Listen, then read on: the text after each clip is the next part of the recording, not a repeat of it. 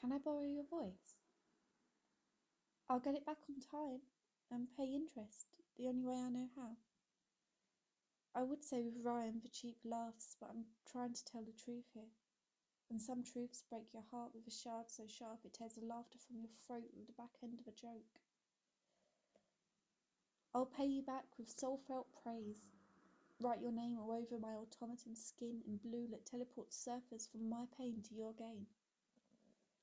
You see, I heard you proclaiming your song from the screen in my hand that they were wrong, and that we've all got stories to tell and values to sell that don't include the names that they called us. Let me borrow your voice.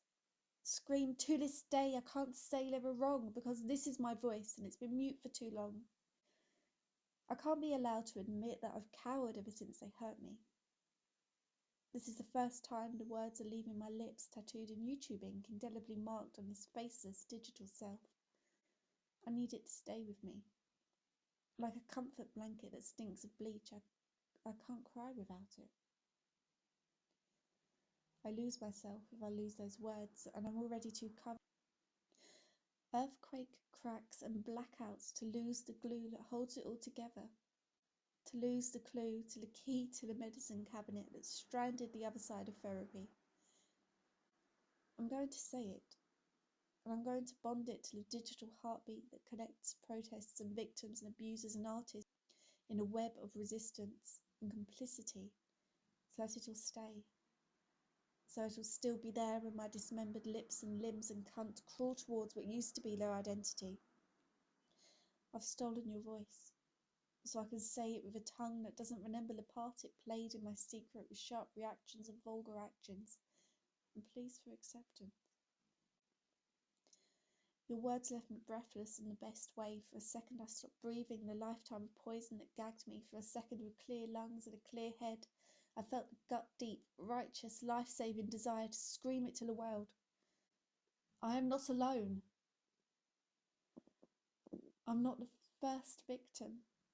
I'm not the first fool to accept the beating and the dicks that insist they've a right to own me. I'm not the first to be scared to lift my head, scared to retreat home, because how can the origins of innocence accept a damaged whole? Scared to breathe in the presence of the normal people, because these people always call you names. And even if they were wrong, they were right. Sure, I'm still here, but how come they own me after so long? Disembodied members that probe me in my sleep and open yawning, painted mouths to call me whore. I know they were wrong. But why am I still a puppet to the men who broke me down into flesh and service?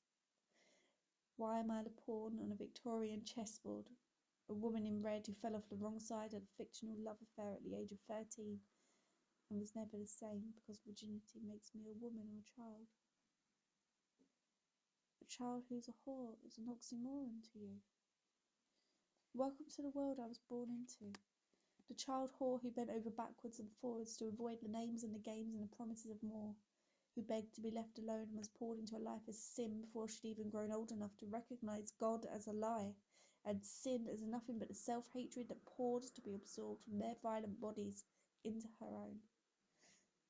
She's a broken woman now who can't breathe, who can't speak, but she survived, and she's slowly regaining her voice.